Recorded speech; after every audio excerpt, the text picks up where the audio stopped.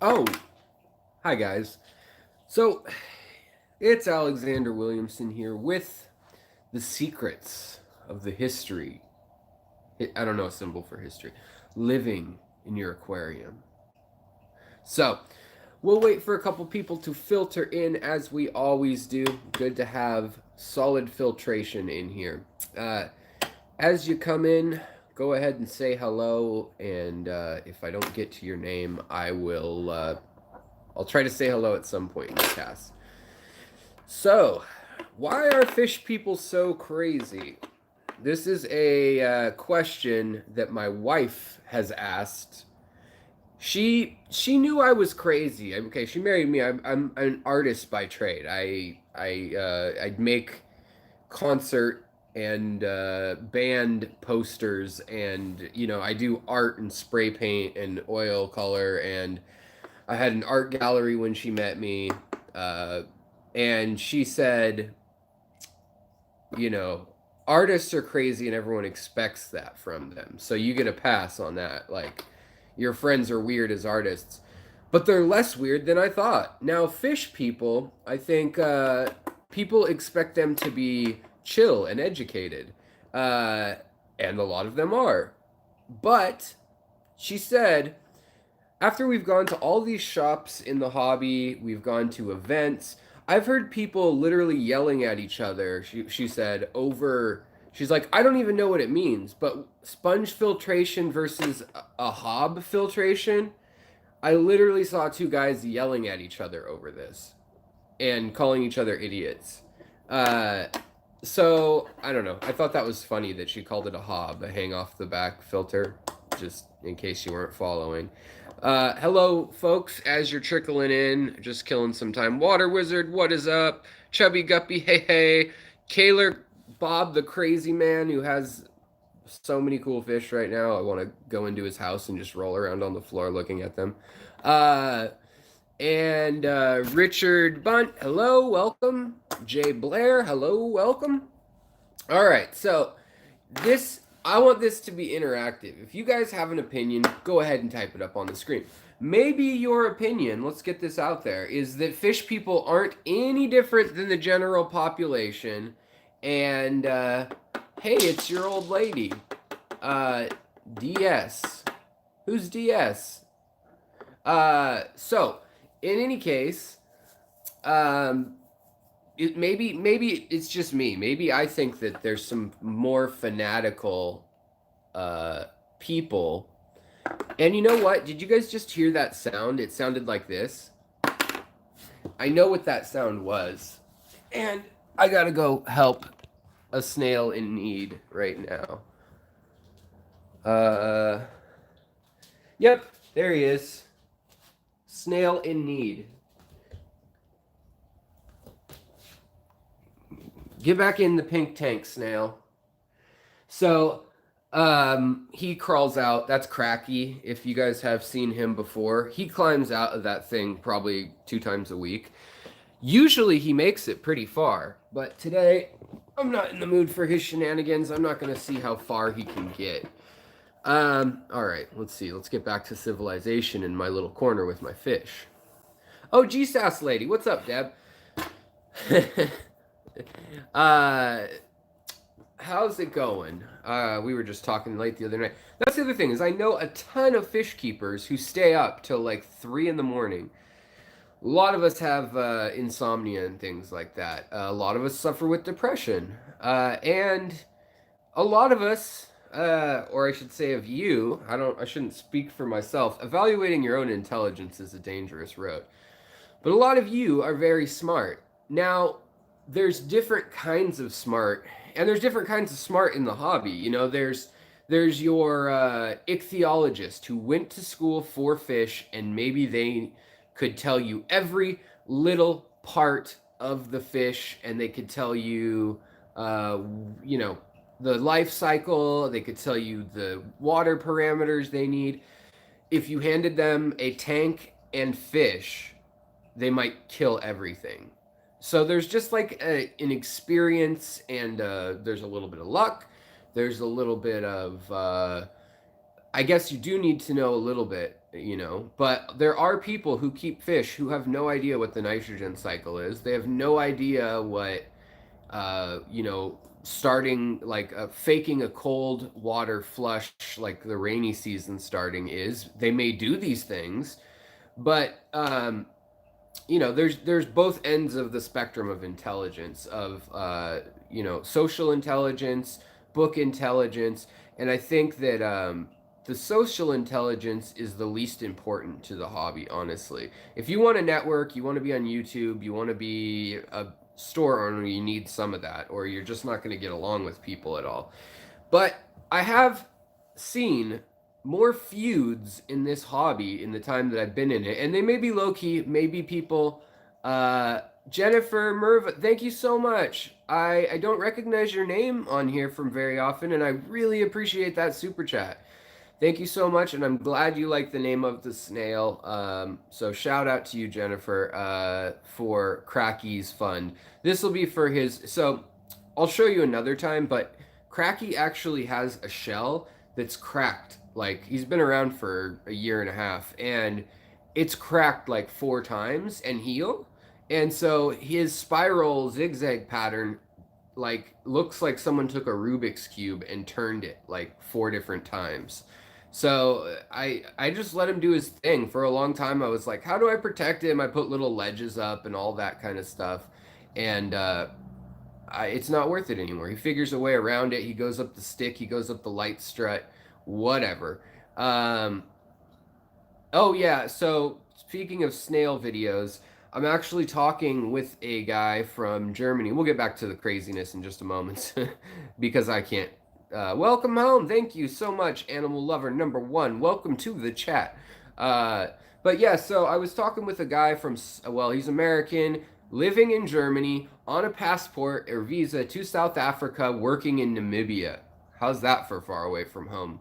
But he's a historian, and him and I are going to be embarking on a project that hopefully you guys get to see, and that is we are going to look, and this is going to be ultra nerdy, and so I know it's not going to take up a ton of videos. It's going to be like an hour-long special or something, a documentary we make. But it's basically about colonialism and your aquarium.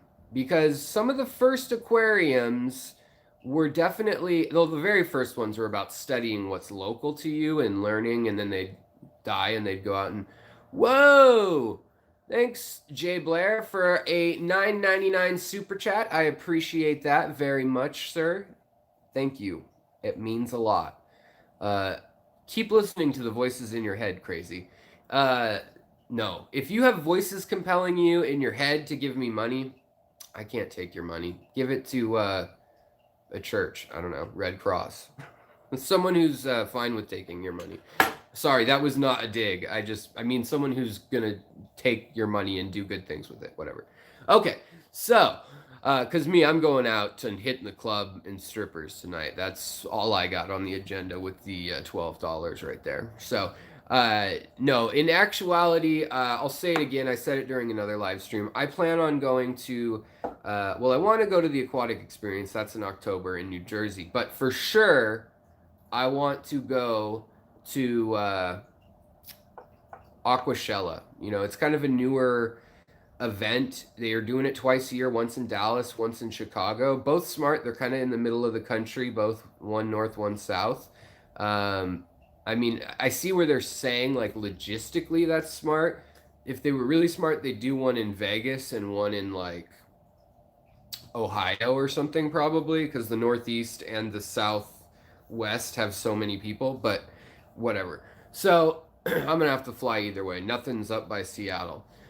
So why do we get all these crazy people? Oh, and back to the snails before I completely go insane. Back to the snails. So this guy that's in South Africa that I've been speaking with, we want to talk about how some of the earliest expositions in Aquaria were literally built, and they knew it 2 years out, and they worked on getting exotic plants and animals, but specifically they liked fish just because fish are in a tank, they're contained, They're, if it's cold, you can still have a fire running under a row of cast iron tanks, like the bottom or something. So back in the turn of the century or earlier, even, um, it was easier than like a lion or a tiger. But I mean, they were bringing those back since the Roman era too. So don't count that out. But fish, they thought would be a great way, fish and birds would be a great way uh, to show off the wealth of their territories. So European countries actively recruited scientists, anthropologists, shipping experts, and figured out how to like have heated water, fresh water on a ship, how to keep it circulating. I mean, they tried to figure out what it was that kept fish alive to get them back, in a months long journey back to Europe before planes or steam engines is what really changes things. So when the steamship starts making transcontinental journeys and things like that, that's when you see these expositions explode. By World War One era, really, you start to see these expositions everywhere in the quote unquote Western world, but also in places like Hong Kong, where people are actually going to this. Um, Oh, okay. So welcome to some people who just came in. Let's see here. 186 element. Hello, Reels Tank. Hello, Jason Smith. Hello, and Reels Tank has a good point. Would you not have to be sane to go insane? That's a good point. Uh, Yes, that's a good point. You might have to have been mentally sound in the first place. Now, mental health is actually something really near and dear to my heart. I have had anxiety my whole life, like panic attacks. And Lumpy Dog, welcome. Come on in. I've had panic attacks my whole life since I was like a 5-year-old kid. As early as my earliest memories, some of them are panic attacks where I was thinking, oh my God, I'm going to die. My heart's going to explode. I just have always had kind of been high, like wired, high strung. And the flip side of that can be depression. And I worried for years, am I bipolar? Am I this or that? Am I schizophrenic? As a kid, I'd read those things and think, well, I don't hear any voices, but what if they start? And I was like really afraid of it. Um, but I just wanted to throw out there that I do battle with anxiety terribly, social anxiety sometimes, but more so physical anxiety, which sounds weird, but like hypochondria or thinking like, oh my gosh, I'm having a major problem, like I can't get enough air, I need to get air and get out of the room. So for me, fish keeping has been a peaceful hobby where usually when I'm engrossed in a fish tank, I will not think of anything anxiety invoking whatsoever, even if it's something going wrong in the tank. Because for me, even something going wrong in the fish room or tank, usually I know the next step. I know, okay, I'm freaking out, like there's water all over the floor, but I know what I need to do to fix this. Whereas life is not that easy. You break up with someone or someone dies and you don't know how to fix it all the time. There's not a clear if A then B. And, fish keeping's not always like that either. But more often than not, there's a protocol in the hobby and you kind of say, okay, well, I know this fish needs oxygen or antibiotics or antifungals or whatever. And I feel like it creates the illusion of control in your life. Even if work sucks, you've got control in your sphere. And so this is why I think people become so heated and fanatic in the hobby about the way that they do things because a lot of people in the hobby have been doing this their whole life. I have in one way, in that my first fish was a goldfish named Elvis. I got him at 5 years old by throwing a ping pong ball into a thing of fish tanks and or fish bowls and cups or whatever they were. And I got a feeder goldfish. I think every kid probably won. But my mom literally just told me, oh, it's fine. We'll just put it in a bowl. And it lived in a dirty, sad, just a goldfish in a bowl. I think I got him a little tiki hut or something, and I thought, oh, that'll make him happy. As if goldfish know what a tiki hut is. As if I care what a tiki hut is. So I had him in this little bowl, not even a gallon, and he was a feeder goldfish, and he lived for like 6 years. I had him till I was like 11 or 12, probably. And his name was Elvis. And my mom helped me because as a 5, 6 year old, I'd forget to clean his bowl sometimes. But we cleaned his bowl like 3 times a week. There was probably no way it ever even cycled. We probably just put, you know, filtered tap water in the poor fish's bowl, and he just kept living. Um, so I think that welcome Don Pringle, by the way. Um, yeah, so that's interesting. Jason says I can't do people, even if family, unless it's like at a show, like a punk or metal show. Then you're fine. Christoph Dow, hello, Christopher Dow. So yeah, I want you guys to feel free to jump in on this convo. But one, I want it to be mental health awareness for folks who really do need help. By the way, this I busted myself. Like I was having an allergic reaction and it was already tender, and then I managed to bust myself on a fish rack downstairs. I do it a lot. But if you really are struggling with mental health where you feel like you can't control your life anymore, you're suicidal, there's no hope of a tomorrow, or you're hearing voices, you're thinking there's a big plot against you, or people are following you, things like that, please at least get evaluated. Even if you think going in and talking to someone is the dumbest thing ever, uh, at least bounce it off your friends. Have a trusted friend you can talk to. I don't care if it's me. Message me if you feel comfortable, if that helps. And we can be crazy together. No, I'm just kidding. That's not crazy.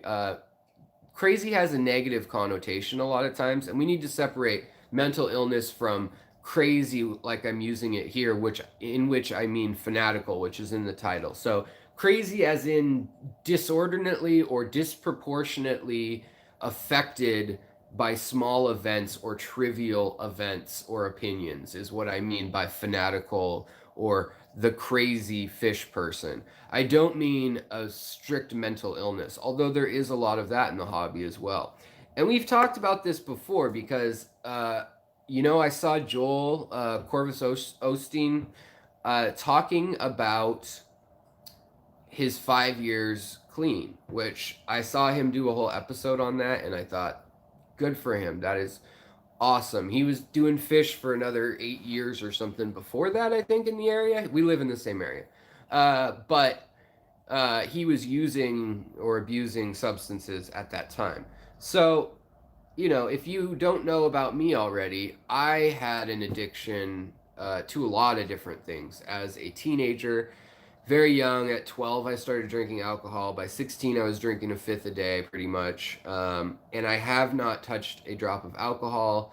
I've smoked pot a couple times under, like, it'll help your back pain. And I have inoperable disc issues going on for 15 years now. So I can't say that I'm, like, straight edge. I have nothing against it. But for years, I smoked pot, drank, did whatever drugs you wanted to give me, up until about 21 years old. So almost 10 years of this crazy lifestyle. I was going to college, going to work, school, selling marijuana in the medical marijuana in our state. We were one of the earlier ones. So I had a license for myself for my injuries and my autoimmune disorder. At the time, they didn't call it lupus, they called it rheumatoid arthritis or psoriatic arthritis. They sorted that out later. But needless to say, I was in actual pain, and I went to seek out relief for that. And I ended up where a lot of people end up, which is with opiates and downers. Um, I've always been an outgoing person, if you ask my family and friends, but it's not always who I am. I have that side of me, but I also need just as much time, if not more, to decompress and be in my own head. And by college age, I felt like I was putting on, towards the end of college, an act that just wasn't me. and I was getting okay grades, and I mean good grades. I was, I had a 3.8, I think, when I graduated and finished three majors. And I'd had seven friends die at that point that were either from high school or college friends, mostly not in college, but living in the college town I was in. Some from car wrecks, a few from suicide, and then most from drug overdoses. Heroin, specifically, heroin and alcohol, or heroin and Xanax, or Oxycontin and Xanax. It was when Oxycontin was really popular, is when I was having the most trouble. And I looked around and I said, a lot of people hit rock bottom in a year. I wasn't hitting rock bottom. I was kind of miserable. I mean, I was depressed all the time. I had a girlfriend for a while and that fizzled out. And like, a lot of people said they had no idea. I can't believe that. I don't believe it. It must have just been the craziness that is college and that they didn't know me before. But, after a while, it was mostly the alcohol that was the problem for me. Once I quit that, everything else fell into place, honestly. So I've been 10 years sober as of January, I guess. So over 10 years sober now. And fish keeping does keep me sane in a real way. When alcohol's a way to escape, uh, you need another escape, whether that's working out, reading, music. You got to throw yourself into something. The other thing that I would have told you guys about shrimpandplants.com, 199. Thank you very much, sir, for the super chat. I appreciate that. Yeah, that means a lot. You guys, thank you for all the super chats today. I really appreciate that, because it'll help me get to Aquacella in Chicago, and also I'd like to check out the Shed Museum, which should be really cool. It's the oldest museum in the aquarium in the U.S., and it's one of the older like aquariums, if not the oldest, that's still open. Berlin has an old one, Paris has an old one, and London does also.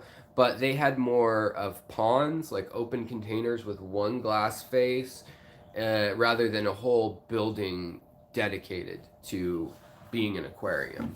So, yeah, so back to the darkness. So, I can't tell you when I've shared that information with people how many people have written me. I mean, it's in the hundreds now that have written me, even on this small channel. They've written me and they've said, you know what? I just got back from Afghanistan, and I got into drugs and alcohol. I lost my wife. I couldn't get a job, whatever it may be, or I got in a car wreck and I broke my legs. I couldn't work. I lost our house. We're living in an apartment. I'm not the provider anymore. Just stories of people resonating.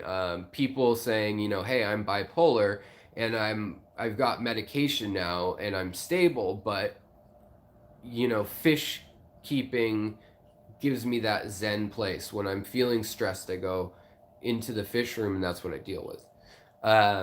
So the hobby is so awesome for that. There's actually a program outside of this state, but in several states right now, where they're giving, you've probably heard of dogs or cats for prisoners, but they're actually giving prisoners aquariums and trying to have them breed a certain fish. And I mean, ideally, you could plug in having them breed, angelfish or blue rams or something for the local trade.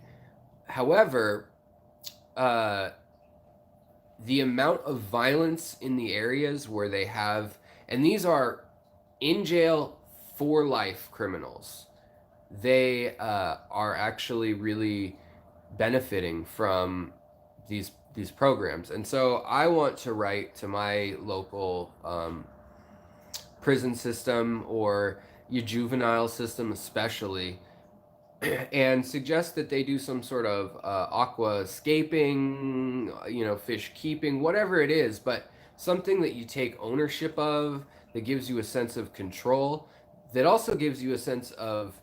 So, this is the crux of why I think there's such intense personalities in the hobby, which is if you're introverted and you feel like you don't have control in your life, Not to mention, if you're extroverted, then you could just be crazy because you're out there, like out there talking to people and you don't have a filter.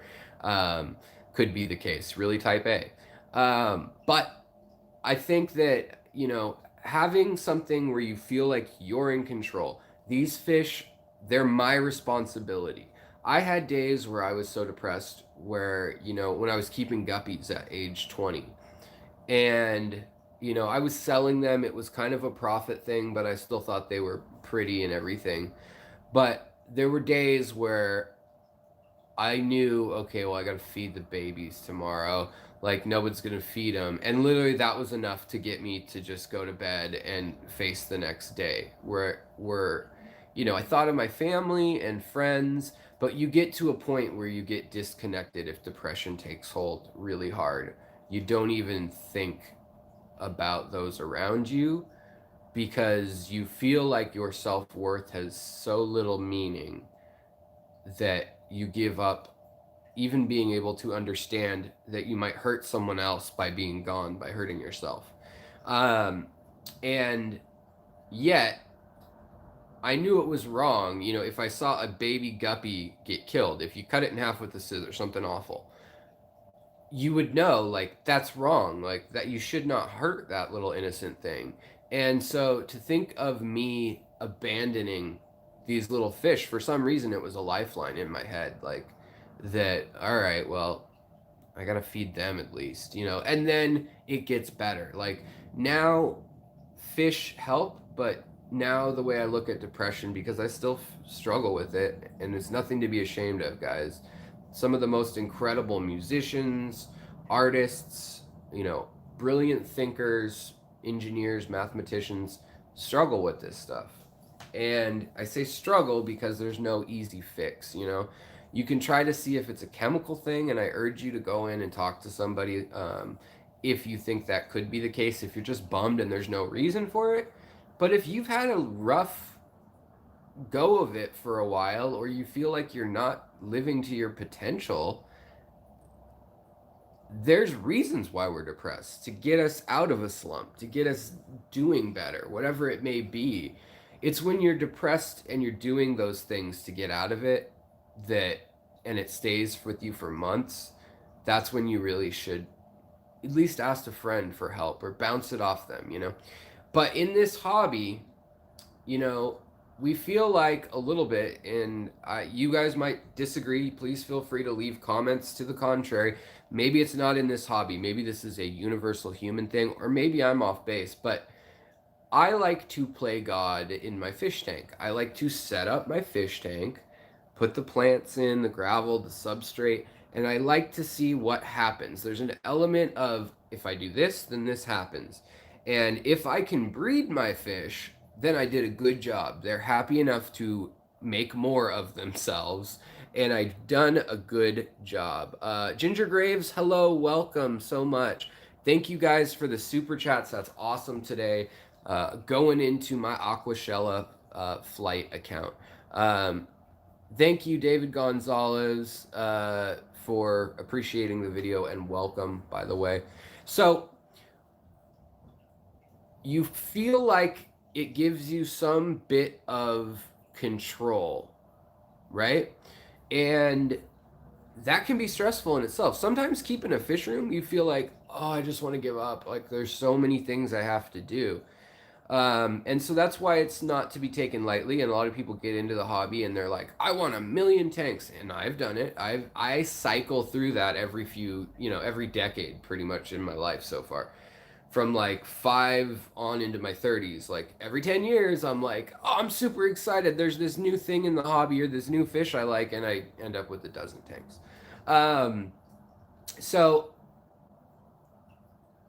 I think that MTS, the fact that multiple tank syndrome, that we call it that there is this obsessive, like the hobby can overtake us. And that we joke about it just shows, again, that there are a lot of people with obsessive compulsive disorders, with control issues, which that can be a great, use of them. If you are like, I got to take notes 4 times a day on the water temperature and this and that, and you're just studious on how you do everything, we need people in the hobby like that. We need you to share with us what you've done. Um, those people are great, and we need that constant, like them cycling in and out and getting reinvigorated. Maybe they get obsessed with stamp collecting for a while. That's kind of what I do. I'll rotate through things. Fish this time is sticking a lot longer, a couple years this round, and taking over my life in that working in a fish shop at one point, working on fish projects for people, fish artwork, portraits of fish. I mean, my life has become fish centric. Uh, Christopher says, I feel like more of a servant to my aquariums as opposed to a god. Helps me remind me how grateful I am for the opportunity to experience these plants and creatures. Christopher, I totally agree with you. That's a better way to say it than a god. I guess I said god because um, and that's speaking too trivially of what a god is in a religion or something. Um, a lesser deity, somebody who a parent, for all intents and purposes, your parents are kind of your omnipotent thing when you're a little kid. Uh, yes, other things come in and interact. Yes, your fish could get a bacterial infection that blew in on the wind or in some bad food or whatever, somewhere. But for the most part, you control the big variables and you can kill your fish if you just say, I'm done, they're gonna die probably. So it's a responsibility, and with that becomes a reciprocal relationship. Now, if you're like me and you have empathy for these fish, you feel like, and different people have different levels. Don't get me wrong. I know a lot of people who own fish stores. They'll get in 1,000 fish and 500 die, and they're like, that sucks. That's a bunch of money. But they've been in the hobby long enough that they know that's the kind of way things work sometimes. Sometimes a bunch of stuff dies because the way we ship in this hobby, or because there was a layover in Fargo, North Dakota, and then it went to Phoenix, Arizona in the spring, and the temperatures shocked them. But what I wanted to note is that uh, there's also people who, they see a betta fish in a 3 gallon tank and they're like, that should be in a 20 gallon. So there's very, very different levels of empathy for fish. And there's also what I would call logical levels and then illogical. And it doesn't matter. It's not my business. You do what you want to do, but don't impose it on others unless they're actively hurting a fish. You know what I mean? Um, with the intent of that, because if you're mad at someone keeping the betta in a little cup, like every fish store has to ship fish in a way that you're gonna lose some just from changing water and things like that. It may not be every shipment, it shouldn't be every shipment, the profit margin would be awful. But from the time they're taken out of the wild or a farm, get into a wholesaler, get into either a distributor or flown out to the shop, and then the shop acclimates them, and then you bring them home. There's a lot of opportunities for fish to die. So, one, the fish that make it to your tank are lucky if you have a nice tank, if you take care of them well. And two, I mean, that is a process that this channel was kind of made to enlighten a bit so that we realize how connected we are to South America, to the Congo, to Thailand or Borneo when we get things, plants or animals out of these places, and to be grateful for it and also change the things that are wasteful or harmful. And that's part of what the idea of the secret, the things not always seen, and then history of your aquariums is about.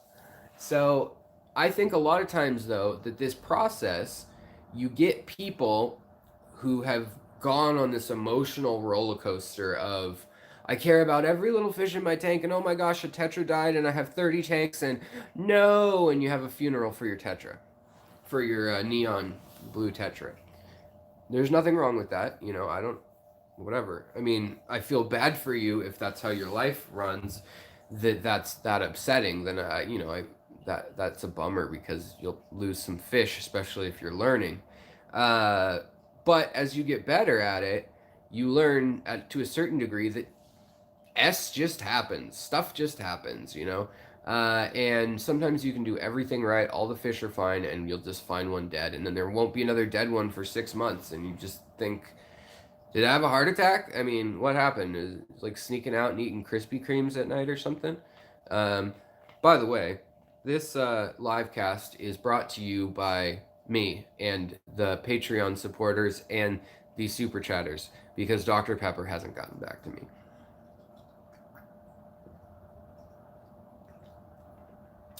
So I just I want to emphasize though that this hobby sucks people in for life. Even if you leave and you come back, it's kind of like, I mean, I hear that about golf too, or sports, you know, football, people who like football and they watch it throughout their life. Um, and if you get involved in the social aspect of it, like a club, that's a great place to meet people, to learn things, to get equipment, to buy fish, you name it. Get involved with a local club if you're new in the hobby. And then I noticed that people a lot of times seem to hit a point where they say, you know what, I got this down. I got most of the stuff I want. I'll track it down if I need something else. I want to do me for a while. And they walk away from the clubs for a while. Or they decide to start a business, or they decide to start breeding, or there's different ways it goes. I've seen it go where people get really, really intense. And I've also seen it where people just kind of back off a bit and they chill with their tanks and they're not constantly visiting the shop every week to get the newest whatever or try out the you know, I don't know, Rapashi, the new bottom scratcher Rapashi or whatever just came out. But I think that being a servant to your aquarium, being uh, a caretaker to your fish, if you're not a sociopath, is an important feeling, especially if you don't have kids, you don't have other pets, things like that. I think it can teach us a lot, especially kids, teenagers, can teach us a lot about the consequences. And it's best, this sounds mean, but it's best when you put your heart into it and you lose something and then you figure out what happened and you're hurting that you lost this magnificent creature you're keeping and you pinpoint what you did wrong. Because in real life, we can't do that with humans, you know? That's just not, I mean, people regret and resent things about others and themselves their entire life over that. But with fish, we get more chances. There's more fish in the sea, as they say. May not be the same as one of your, like, really cherished, you know, you keep, some fish live 20, 30 years, whatever, more. Some live 80 years, 100 years. And, you know, I just think that going through that roller coaster of emotions, sometimes people become a little more, they get really attached to their fish, name them all, and then they get to a point where they have to disengage because it's too intense when they feel that loss. And a lot of people have to figure out where that area is, where that leveling out occurs. And sometimes that can take years, your life, you know? But wherever that may be, it doesn't align with everyone else's opinions. So I've seen people chastise me, for instance, for keeping plecos at 92 degrees to see if some of the warmer water plecos are gonna like keep them that warm, and then I cool it down to like 78 and they spawn, you know, or whatever. And people are like, you're gonna kill your fish, you're a madman, you know what I mean? And sometimes you try things and it doesn't work out, you know? Didn't kill any fish doing that, but you know, certain people are worth or weigh the risk and weigh how much they're connected to the hobby, and that becomes really emotional. So if you lost a fish and it bummed you out for months, or you can't walk by an angelfish and not think of the one you had for 5 years that had all these babies, made you all this money, he came up to greet you, and like part of it is like an abusive relationship, fish, because you know, you walk past them and they ignore you most of the time. It's like a cat. But when they do decide to come up and give you loves, then you're like, oh wow, this thing actually knows I exist and it cares that I've been taking care of it for years. And that is like in a twisted way, it makes you feel even better sometimes than a dog or something. When you take care of a dog and it's always like, hey, what's up? I love you. What's going on? Give me loves. And you could kick it and it would still do that in some cases. So, nothing against dogs. I love dogs. I'm allergic, but I love dogs and cats. But that's something that people don't understand when they're like, well, you can't pet a fish. You can't, whatever with the fish. They don't love you. They don't know who you are. They remember who you are for feeding time, that's for sure. The goldfish memory thing's a myth. But get all that stuff out of the way for a sec. So, with these extremes of I care about my fish this much and I go and I get it live baby brine shrimp that I breed in a bottle and it smells bad and I change it out every night and I clean their tank 3 times a week and I get them live baby bunnies or whatever, and I feed this alligator gar that I keep in a swimming pool that I've had for 30 years, or an Oscar. My dad had an Oscar for years and years. And you meet someone else who's like, I throw fish food in a 30-gallon container, and Oscar seems okay to me. Like, he didn't care if I miss a feeding. So when those two emotions, like, don't line up of how we should take care of our fish, or truths of, you have to cycle your tank this way or everything's gonna die, you have to keep them at this temperature or everything's gonna die, you have to aerate it this way or everything's gonna die. When you have that kind of belief system, because maybe it's true in water that already has ammonia in it from acidity from leaves breaking down and it's a well water. But maybe someone else has chlorine water and it's super, super high in, like in Florida, it's super high in limestone sediment and calcium. And so the way you add dechlorinator or the way you off gas the sulfur from the water. Some places in Florida they have to off gas sulfur out of their water. But that actually, it's interesting. They add extra chlorine there because sulfites and sulfide salts are what are in like prime or some of the other fish. Why am I drawing a blank on the name of the stuff that helps slime coats and stuff? Stress coat. Sorry. Stuff like that. So one truth for one person is not everybody's truth. And that's one contentious place of fighting. And the other thing is when so say it's like music. You love Led Zeppelin, and someone else loves Michael Bolton. And both of you go home, you've had a terrible day, and you take off your shirt, you crank it up to 11 and you rock out to Black Dog by Led Zeppelin, all night long, and you get your energy out, you shake your long hair that maybe's thinning a little bit because it's been 50 years since you saw them back at Shea Stadium 1971. Rock on, bro. But that's how you unwind. That's your happy band place. You have memories associated with it. The other guy, maybe he turns on his expensive sound system. He sits and he listens to Michael Bolton with a glass of Shiraz and says, yes, it's nice. Maybe he looks out, goes onto his yacht in his house shoes, and watches porpoises jump while he listens to IMOB there. Either way, those people have their refugiums. They have their special place. And as soon as you say Michael Bolton sucks, Michael Bolton does suck, or Robert Plant sucks, or whatever, he doesn't suck. Those are fighting words, that's associated with that person's identity, with their culture. Same thing is true of big fish, monster fish versus nano fish. I hate it when I get on a forum and I'm talking about my nano fish tank or my 40-gallon nano, which sound, yeah, it's an oxymoron.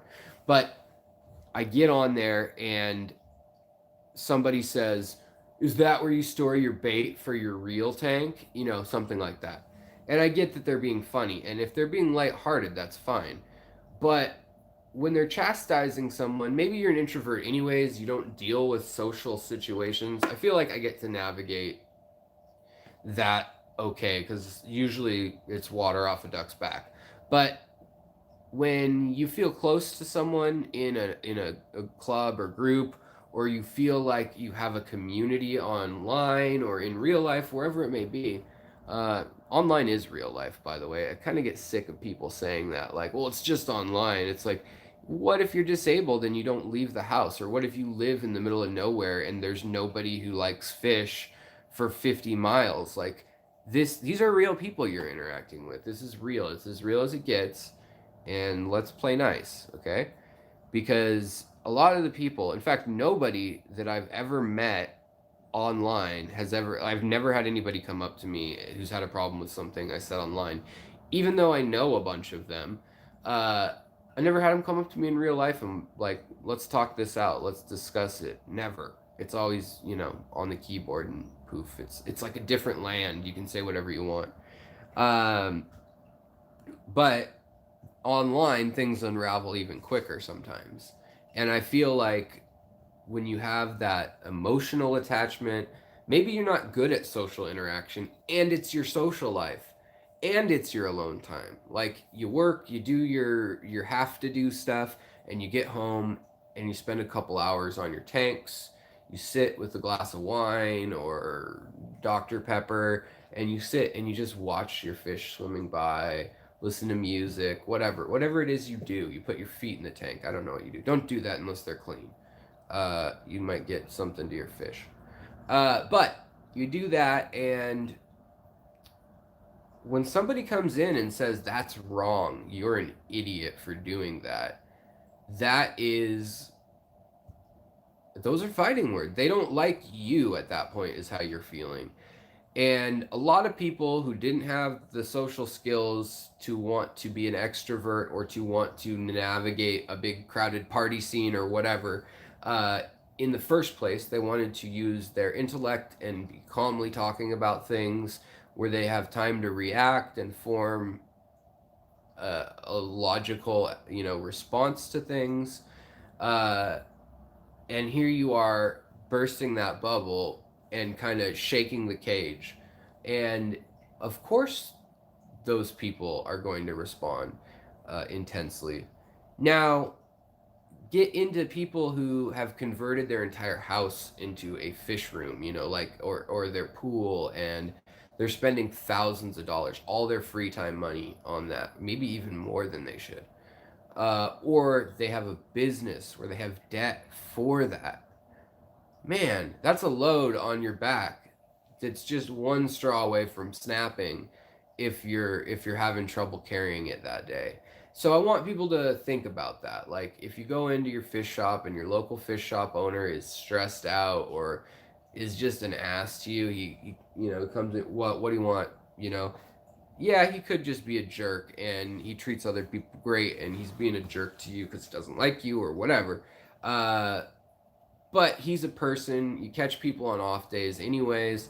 And when you go into a place where someone deals in customer service, that happens in the restaurant business, happens everywhere. Uh, but sometimes there becomes this resentful, like they're only going to buy $2 worth of fish and they want to talk for a half hour. Um, and that's a bummer because a lot of people do it because they want to see people's faces light up when they talk about the nitrogen cycle and how to raise this fish and how to take care of that. And, you know, you're explaining it to a family. But there's just not time for that at every shop. And sometimes people get bitter just by that fact that I cannot spend the time I need to explain this. I just got to scoop fish and say, here you go. And so, any question, I'm going to try to give it the shortest answer I can and not get into a conversation. They can figure it out online. There's a million people online. Well, part of that is why I'm online, so that I can say, hey guys, I want to help, I have time, and if I can make it worthwhile and get to pay for trips or the hobby, I want you to know that, by the way, I've had a few people lately saying, oh wow, you're getting up there in subscribers, you must be rolling in the dough now. YouTube pays me. So YouTube pays me. uh, I've got, I think, 450 440 videos now, something like that, and YouTube pays me per month about 10 cents for each of those videos if they're being watched, you know what I mean? So that adds up, yeah, but it adds up to like 40 to 100 bucks on the best month, and that's with over 1 million total views now and things like that. For instance, a 20,000 viewer video, $4.20, is like, that's normal. So that's one thing that grinds my gears, folks, is when people get on here and they're like, you're just doing this to get rich, like, or whatever. You're just talking to the people that help out the channel or whatever. No, anybody on YouTube, they may be thinking they're going to get rich. They're not. So anybody who's logical, they're on YouTube to help you, even if they come off as a jackass or I come off as a jerk, whatever. They're there either because they're so egotistical that they want to just have a pulpit to say how awesome they are, and I don't think that's the case in most places, but it is a few. Or they genuinely want to help you guys and be a part of the hobby, and sometimes it gets lost in translation because life happens. And so I think it's important for us just to remember both sides of the equation. You have jerky customers that come in, that don't care about the fish, they're going to go home and kill it. You have people who come in and they're too worried, and the store owner's like, oh man, I had to talk to this lady about a betta or a snail for like an hour just to make her, not afraid to take the cup home. And I'm not saying anything of either way is wrong or right. I'm just saying from a practical standpoint, that's not how the world is going to work.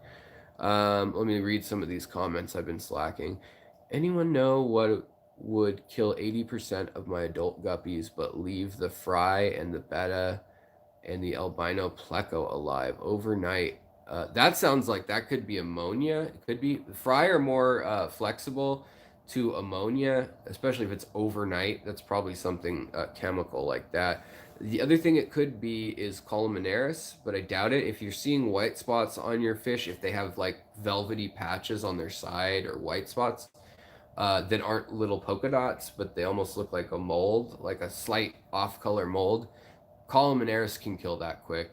But other than that, I mean, I would say that maybe one died, it spiked the ammonia, and catfish can take a little more ammonia oftentimes, especially plecos, than and bettas can breathe air, so they don't need to breathe out of the water. If it's gotten really full of ammonia, they can do that. They can gulp air. They have a labyrinth organ, so that could be it, Ginger.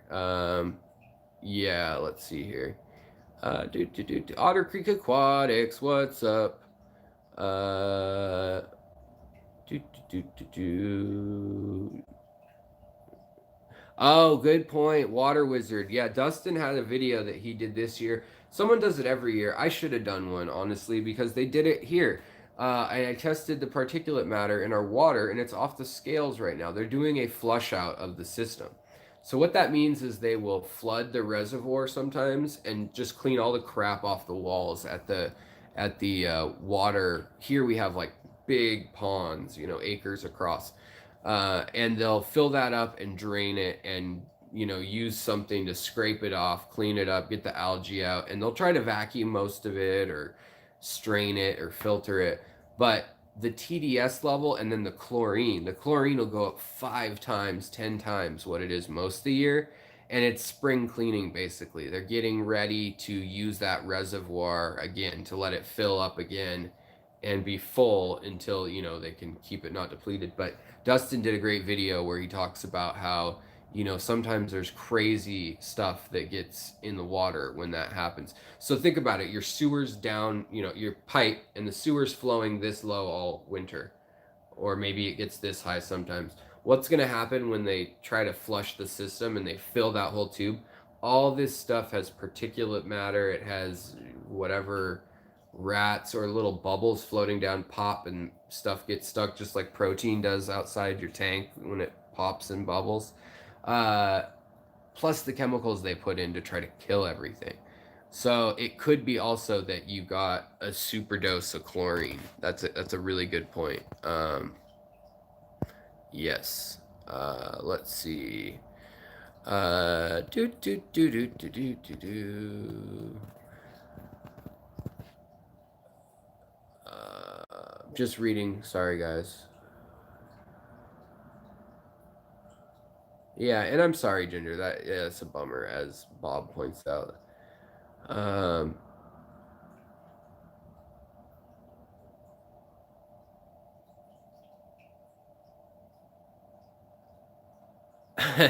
so, for fun, RC Bolton's rendition of "Sitting on the Dock of the Bay" is very good.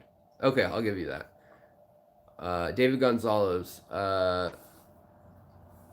Some of the biggest fights I've ever had on Facebook were people in a Buddhist group. Yeah, totally. That makes sense. Tropic. Hello. Uh, let's see here. Sorry, guys. I guess I was real behind. Yeah, polling people. That is another thing. People get into the hobby.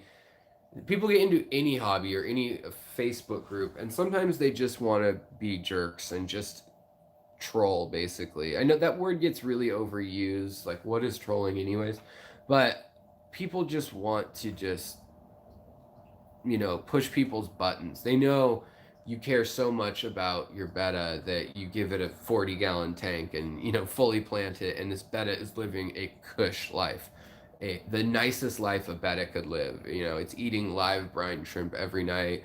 It's getting slime coat, emulsification, mud baths. I don't know what else you could do. Whatever, seaweed wraps maybe, cucumbers on their eyes.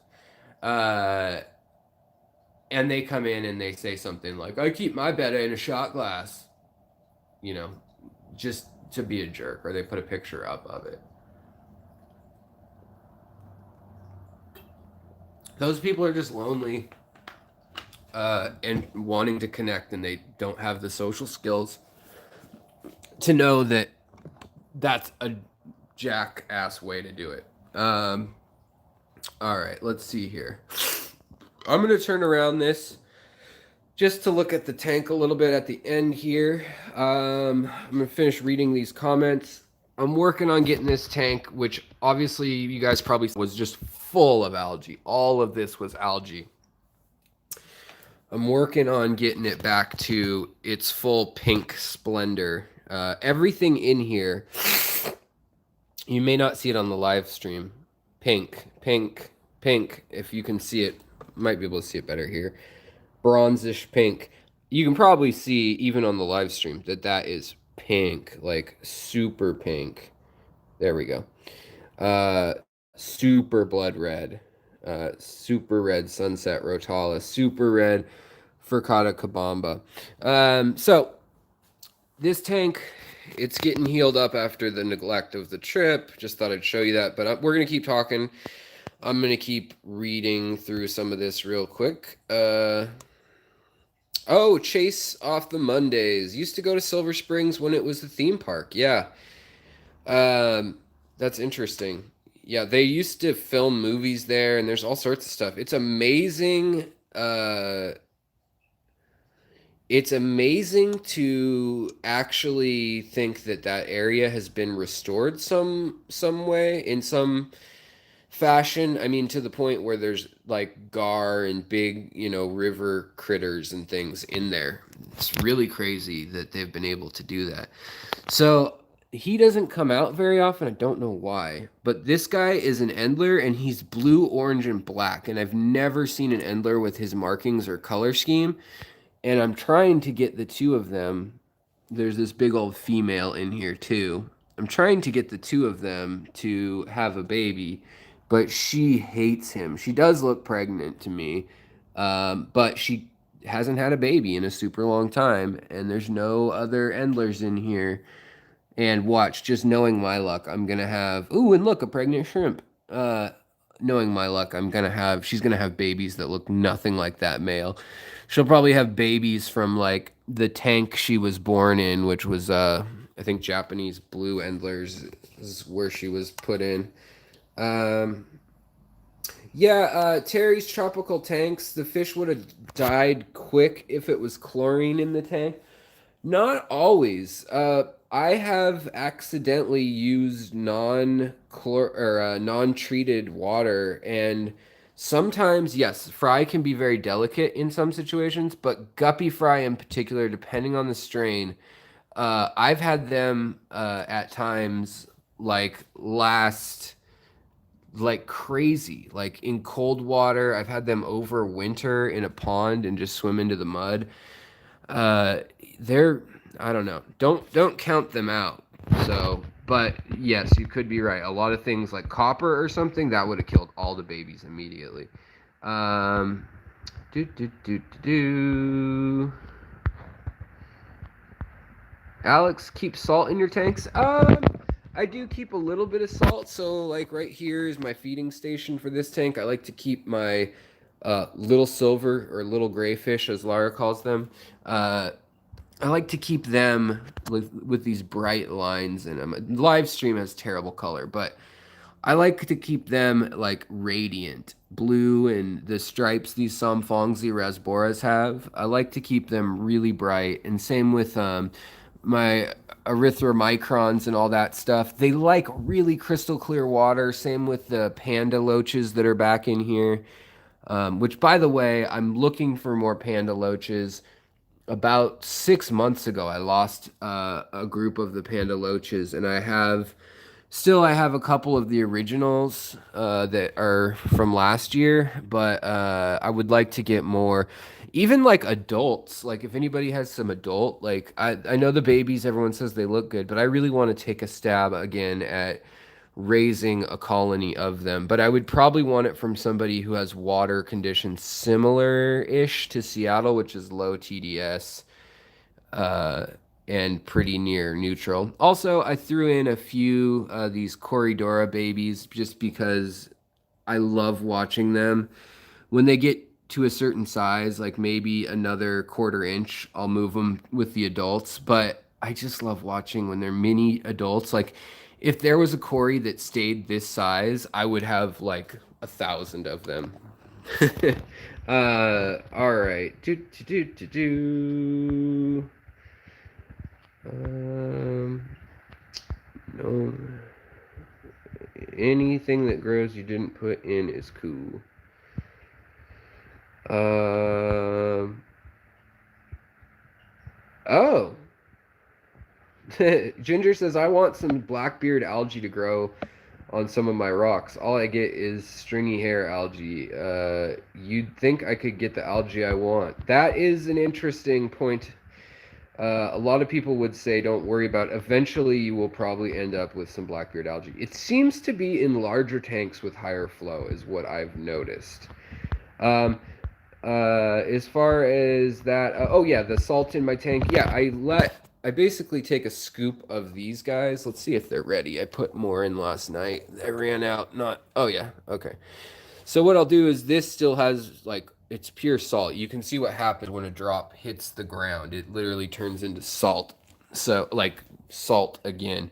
So I'll feed these guys like this, and they'll come up in a second. Just start going nuts. Hold on, putting the thing back. But that has actually raised my salinity over time quite a bit. But I've done it so slowly that I think it's okay. But see, these guys, they light up. I don't know if you'll be able to tell.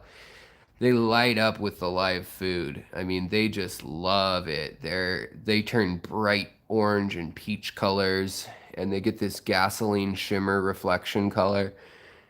Here comes the mama, and then the male Endler, who just looks gray on your screen, but he's metallic gunmetal blue, like a metallic sky blue with gunmetal gray blue. And then he's got orange with bands on him. So he's just cool. I don't know. I don't know what's up with him, but Um, Algae is the best. Autocyclists have to eat algae, right? Shrimps and fish too, June. Okay. All right. You guys are talking amongst yourselves, which is great, helping each other. CPDs are coming out. Look at that. Look at the double fin on this guy. He's got, or the double stripe on his fin. This is what you want to see on a healthy CPD male, uh, or female, but usually the males exemplify it better. This guy has two black stripes on his lower fin if he'd ever hold still.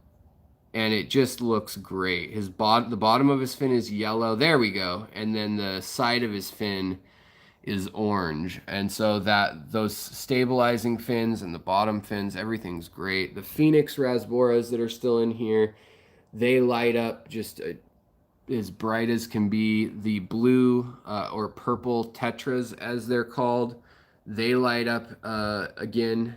Although they have kind of, I've only got 3 of them in here right now. I moved most of them downstairs, and I want to get the rest out. They're just super fast. I want to keep this all Burmese and Thai fish again. I just like that, and ignore the fact that there's 3 Corridora babies in here. But yeah, so as far as um oh, Helcio, what's up, my man? Everybody's watching tonight. That's nice to know. A lot of you may have to go back and hear my rant, but long story short, you looked at my mug for most of the live stream. Also, they are of a certain age where they're ready to breed, as are my angelfish. Well, guess what happened to my 300 angelfish eggs? Mommy and Daddy ate them all because we're mean jerks. No, they just do that sometimes when they're young parents that first go. But hopefully, I've been feeding them live brine shrimp, and I've been feeding them like all sorts of stuff. Sorry about the glare and there's some water stains on here.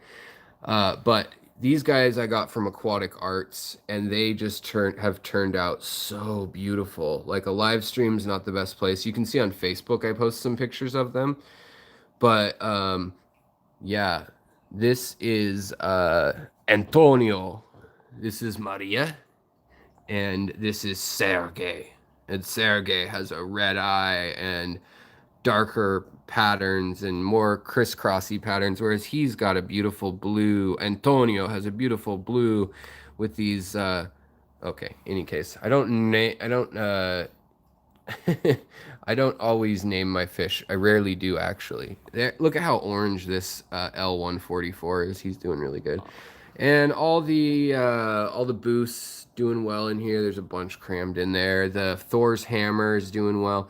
But basically what I was saying on this live stream was thanks, Bob. Yeah, these guys are still going to grow. These are 8-inchers. These are the chocolate, the blue chocolate. And I'm thinking of moving this other guy, but I really did want them until recently, till about a month ago. It was not clear who was dominant. And since I was gone, this guy just bulked up huge. It's like he overpowered. My friend probably fed in one spot rather than spreading it out. And he just like, this guy, you can just see he is meaty. He's like an inch thick now. And they're 6.5 inches tall right now. So they have grown really well. And she is, she's ready to lay eggs again. I can see her belly is swelling again. So she'll probably have eggs soon. By the way, I don't know if you can see it, but I've got a Nubius white there doing well. But in any case, so what I was going to say is that these angels, they're not actually like ripping fins off each other or anything right now. They're just posturing. And I filmed a video when I was really tired and had a groggy voice, kind of like during that underwater video of the hot springs when I was like, I tried to talk quietly, and when I talk quietly, I talk, hey guys, how's it going? This is Alex Williamson, and you're listening to The Secret History, Living in Your Aquarium. They sent them to me at a big size Otter Creek. Like, They weren't cheap, but for me, they waived the shipping, and I think they gave me two pairs, and I think one pair was free. I lost one like right off the bat. I don't know what I did. Like 2 weeks in, I lost it. And then and it was actually dead by the filter intake. I don't think it floated there. I think like something weird happened because it's face first. It was stuck in the vents on that. But regardless, these guys came in. You can watch my unboxing video. Yeah, time to move angel number two. It is Nick. Uh, the angel number two, he's going to be alone and just be a jerk to everyone in the other tank. Look, even the female attacks him now. So I just wanted to make sure that these two were like super well bonded and BFFs.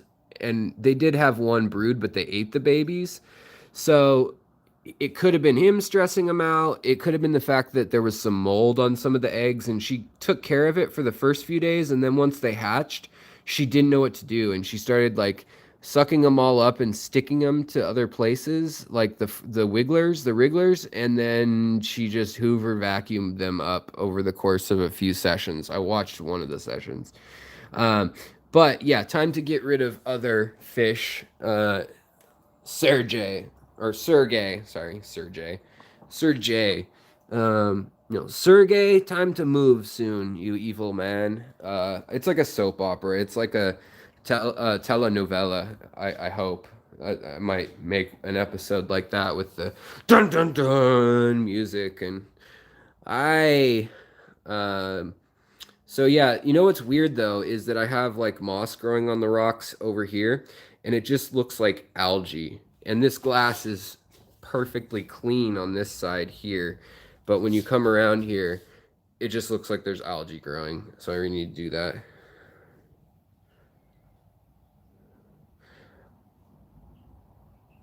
Uh, Halcyo, I give water mites to swimming gudgeon fry. Can I give water mites to just swimming gudgeon fry? I don't know about that. Probably. Um, they have panda loaches available, Otter Creek. That would be awesome because I got some of my panda loaches from them and I literally talked to them last week and their buyer was like, I don't think they have any. By the way, you guys, just so you know, if you're on aquaticarts.com, use the code secret history 15. If you've already used that code, use secret history 10 and you'll get either 15 or 10% off. But in June or July, I think the end of June is when we'll start it. We're literally going to finish this topic Monday. Me and Bill, who's the orderer and manager there. But we will be going over the like a $500 prize probably.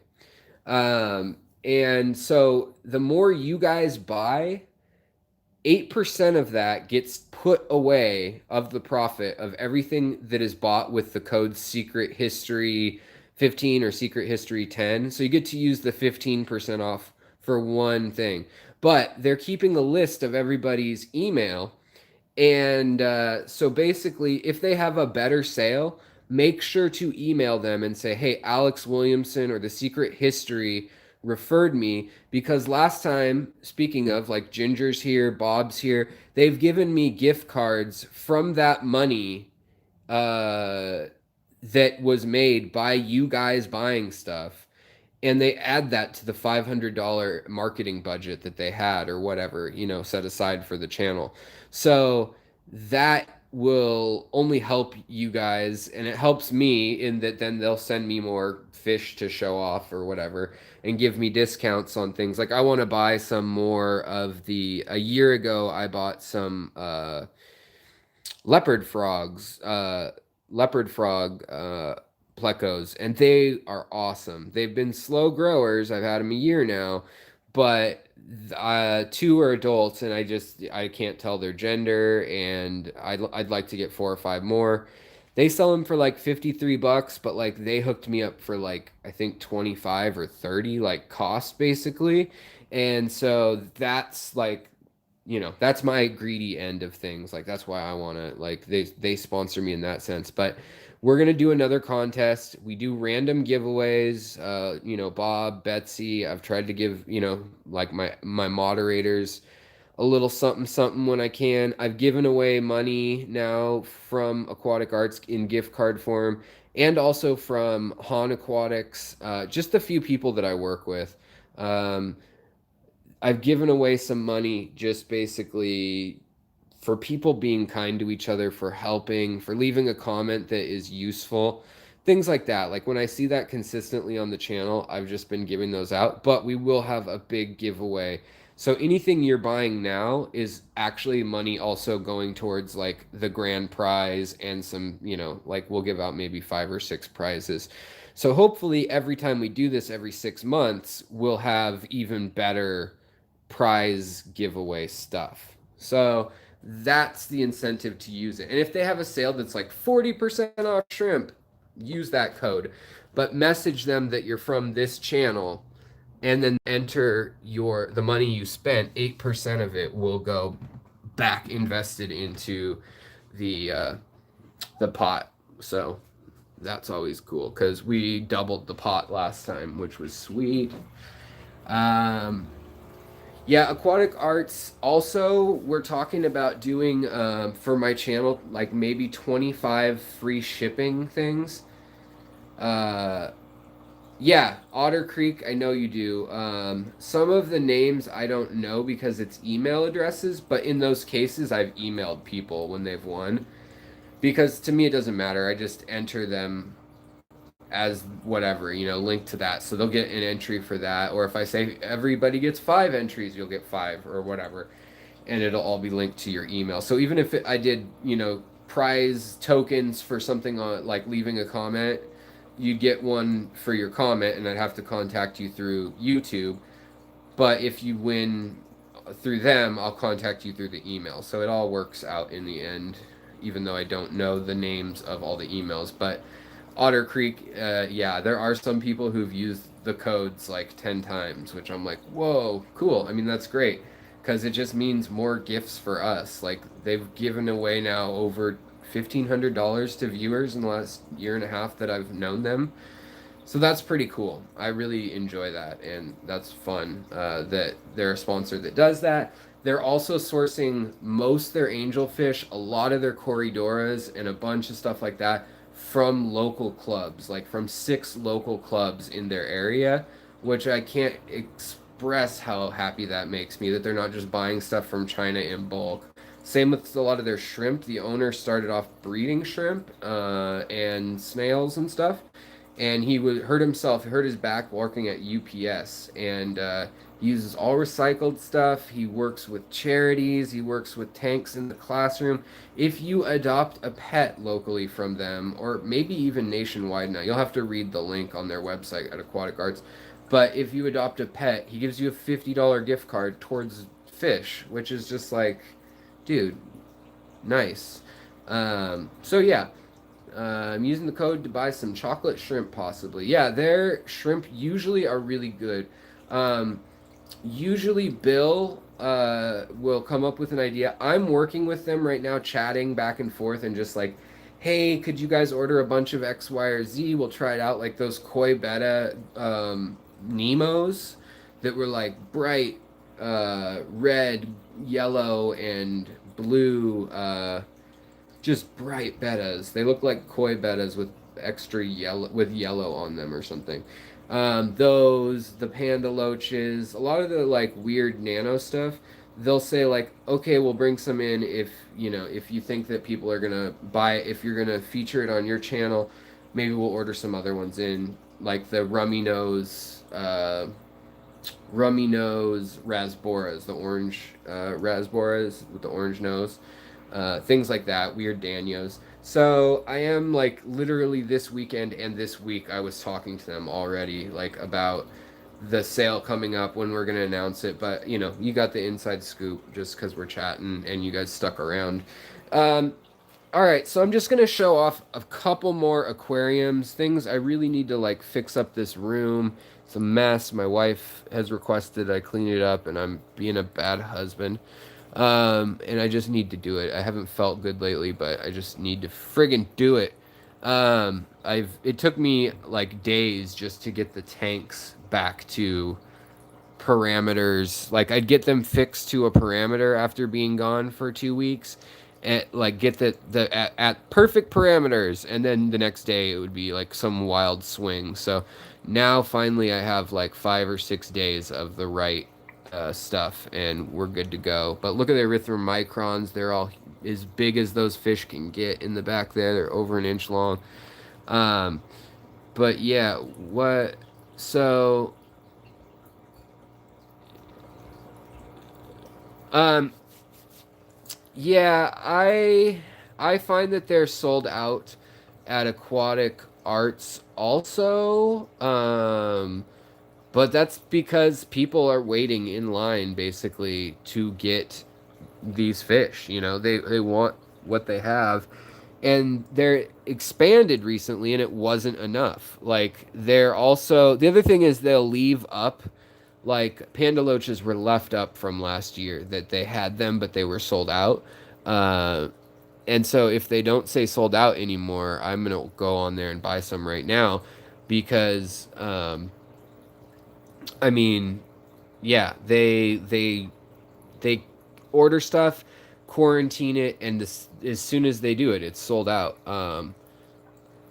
Yeah, they leave stuff on their website though, especially because they want to see if people, and you can debate for this or against this, but they want to know if somebody writes them an email like, "Hey man, I wish you had more of the orange laser corridoras." Then they can be like, "Okay, we've had 2 people email about that. We're gonna order those next week." But a lot of the stuff they carry, they want to show that they literally have a buyer that's gone over and talked to the guys in Burma or something, and they end up figuring out like, okay, we can get these fish at a good price, and Myanmar, that is, or Thailand, and they come back with one shipment and it was like whatever was in season, and they had it in quarantine. uh Kaler's Aquatics, usually they have the sold out at the end. If you go through it like all fish or whatever, it should have sold out towards the end at least. But I totally agree. They could fix that. Mobile versus computer, I don't know what the differences are, but there are differences. Definitely. But, you know, I like the quality of their fish. I have had a fish die once, and they gave me two adult plecos in its place before I was even advertising stuff for them. And they've just always been super solid. They give back to the community a ton. They're working on why their shipping is expensive, but they decided they're doing it overnight. So basically, if you want to get really good quality fish and you want to spend $100, then it's totally worth it. To get it overnight. When you're at the $100 mark, to me, that's really when they're at their best. Also, their customer service super good. I don't know. I don't want to turn this into an infomercial about them, but they have one of the least amounts of crazy that I've ever dealt with at a fish store, which is nice. Also, up here, I've got, I don't know if you guys will be able to see them in the very back, but there are little teeny RU2s, little blue eyes that I'm growing. I got those from Gary Lang.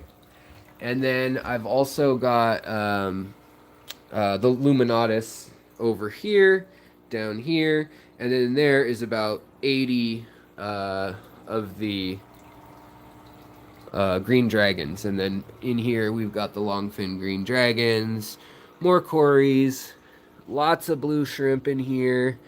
Uh, Lots of the algae eating shrimp. Then we've got more up top here of the blue eyes. See, those are luminatus down there with the yellow bodies and the blue eye. Um, and then I've got convict cichlids, Hunter and red points that are little fry. but they need to be moved soon. They're once they're big enough not to get eaten by a guppy or endler, they're gonna move. I moved my puffer fish into this tank to see how it would go. This is an experiment, kind of like I was talking about. Some people will probably crawl down my neck over that. Oh, $40 to go to Miami? That is really expensive, Halcyon. That must be like region 5 or something out of the zones that they have to pay for. Yeah, I'd email them on that one if there's anywhere around that much. That seems like a lot. I mean, like I've seen $30 commonly, like 28 or something, but yeah, I don't blame you if it's that expensive where you're at.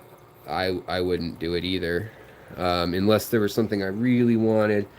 A lot of their shrimp have been really good to me though. Like their green shrimp were incredible. The best green shrimp I've ever had.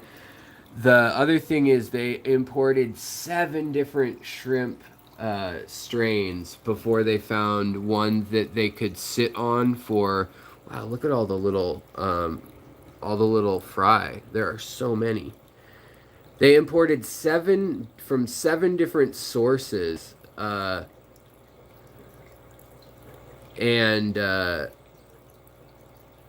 yeah, so they had to get that many sources. They ditched 3 of the sources, I think, and only one they ended up keeping after 6 months because one of the sources had the dreaded um, green fuzzy shrimp uh, illness. Shipping is 50 to Boston. See, this doesn't make sense why it would be 50, 40. I've heard people say 20 and be mad.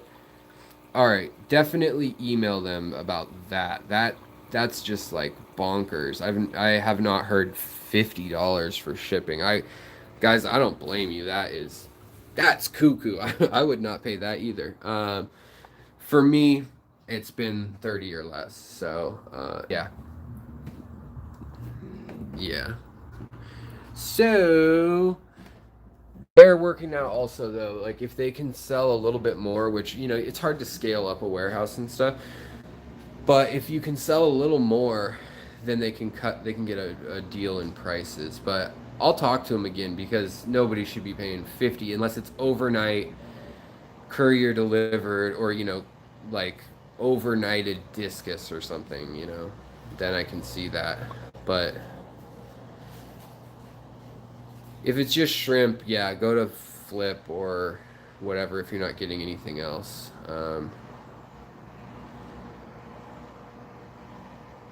Yeah, Gestures Aquariums, they don't do 3-day shipping anymore. They had too many die and too many unsatisfied customers. You might be able to talk them into it. I don't know, but they just had way too many problems with that. Like they used to be that way, and it used to be $12. And I can talk to him again that I'm hearing everybody say that it's nuts. Otter Creek, yeah, that's wow. Huh.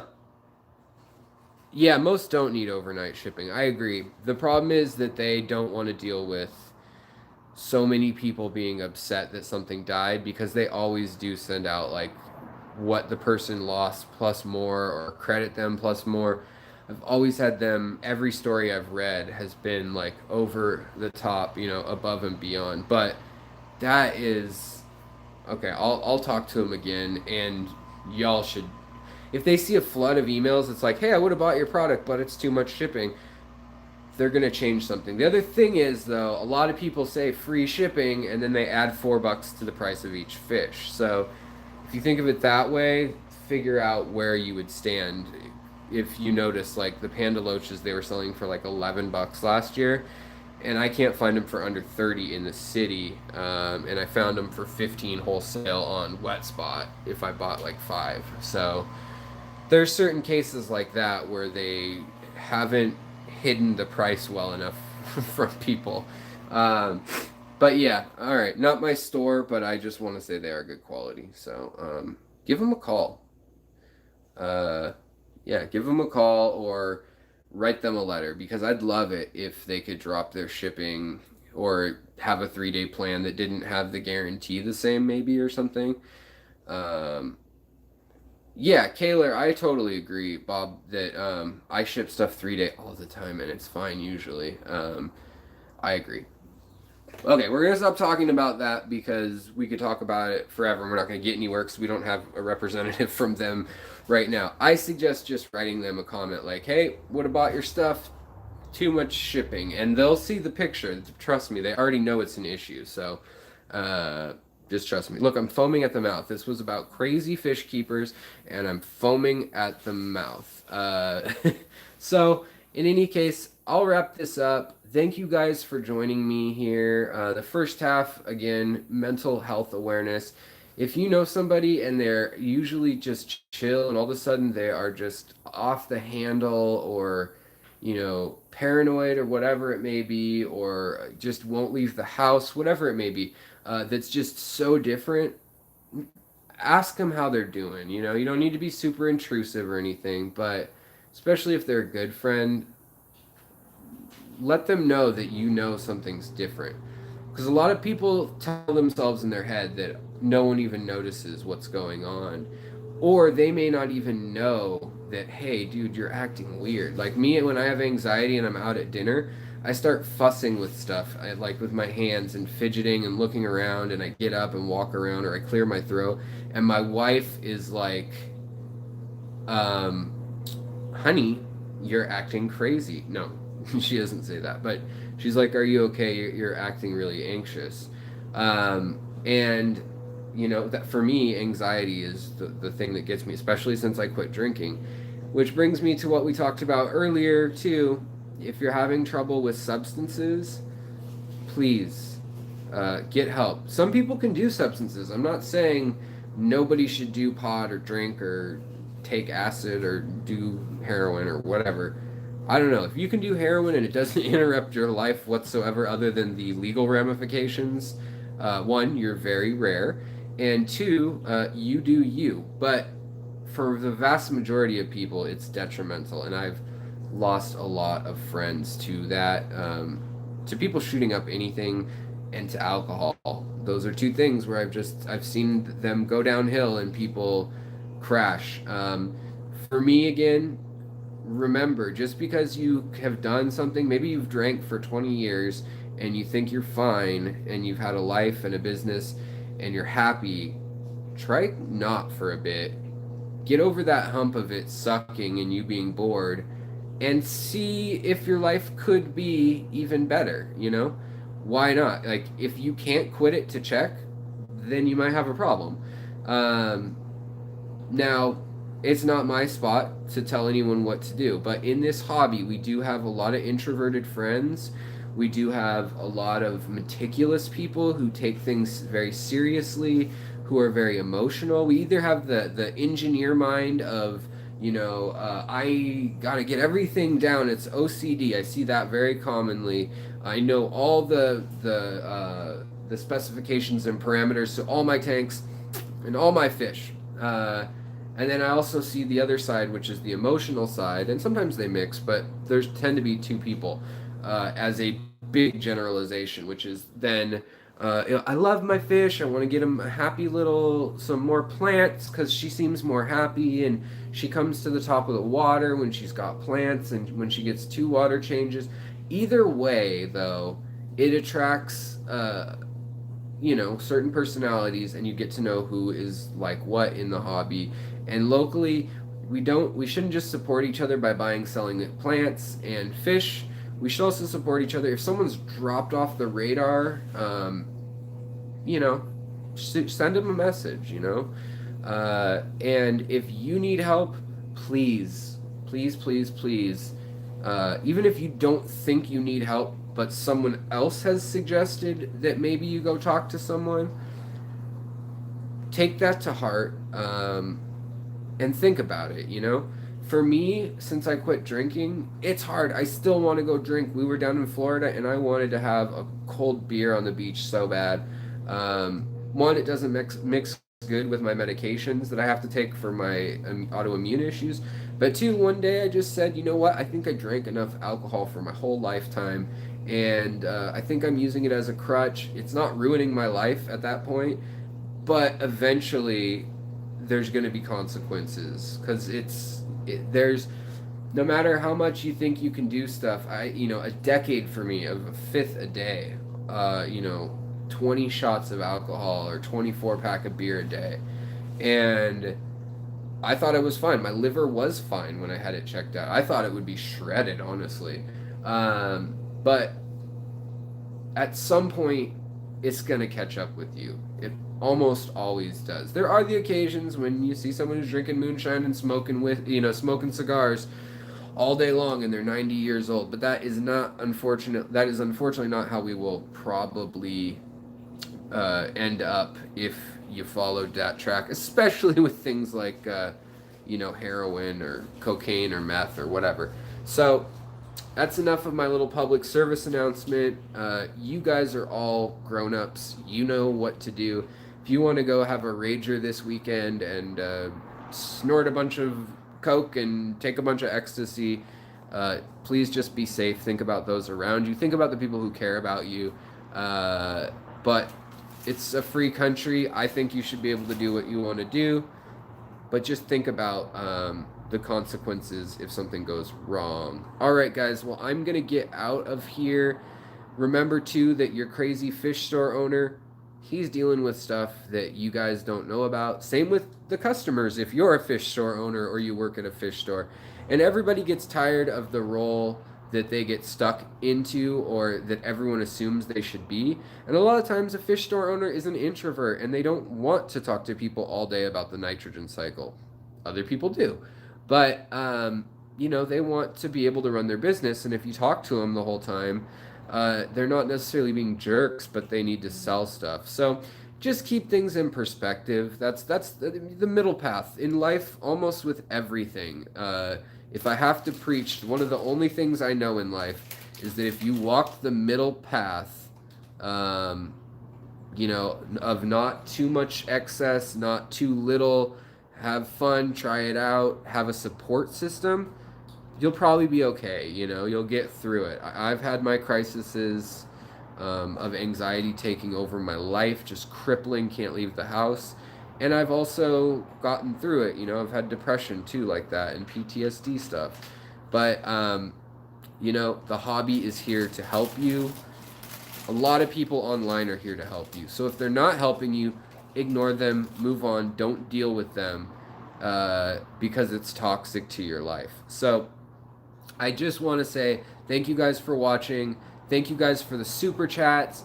Take care. If you want to support the channel and my trip to Aquashella, even $1 on my Patreon or whatever helps out. And thank you for watching, for being subscribers, to my admin, Bob, and just to all of you with your great suggestions and chats tonight. Please be safe. Have a great weekend. I might talk to you later this weekend. I don't know. We'll see how it goes. All right.